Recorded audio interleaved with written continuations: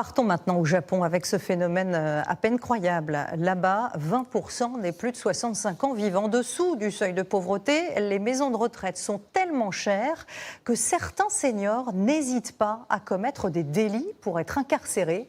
Des sortes de prisonniers volontaires qui profitent ainsi du gîte et du couvert. Alexis Brégère et Ayana Nishikawa. C'est la plus grande prison du Japon. Fuchu, en banlieue de Tokyo, héberge près de 1500 détenus. 20% d'entre eux ont plus de 65 ans.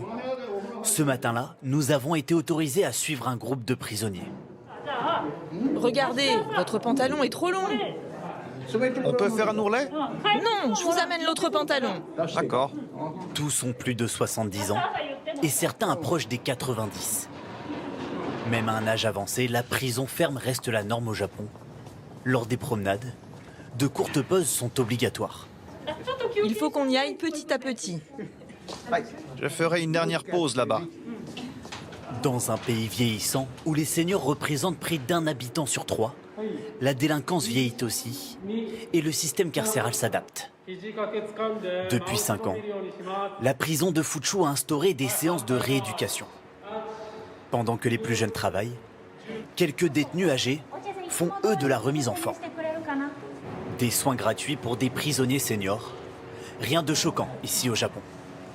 Ne pose pas ta tête. Baisse-la un peu. Voilà, parfait. À 87 ans, Monsieur Tanaka vient ici 5 fois par semaine. Avant la prison, ces détenus âgés avaient une mauvaise hygiène de vie. Les prisonniers ressentent que ces exercices sont bons pour eux. C'est gratifiant de les voir participer à ce programme. Je suis content de faire cette gym en prison.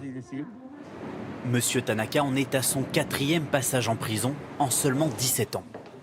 Son dernier méfait, un vol de lame de rasoir dans une supérette. Au Japon, même les petits vols sont passibles de prison. Et étonnamment, certains seniors viennent ici par choix.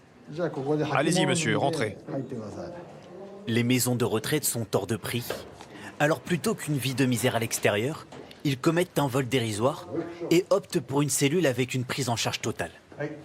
En 20 ans, le nombre de détenus âgés admis en prison a plus que triplé. Dehors, Monsieur Tanaka reçoit seulement 400 € d'aide sociale par mois. Ici, il n'a aucun frais. Parfois, je me sens coupable de récidiver pour revenir en prison à chaque fois. Mais d'un autre côté, je sais que je n'ai pas le choix. C'est le prix à payer pour survivre. Aujourd'hui, je suis vieux et plus personne ne veut me donner de travail ou un salaire. La prison de Fuchu a dû s'adapter à cette nouvelle population, notamment sur les produits de première nécessité. Il me faudrait 3 couches, s'il vous plaît. 3 couches, c'est ça? Est-ce que tu as aussi besoin d'un sac pour les mettre? Je vous remercie.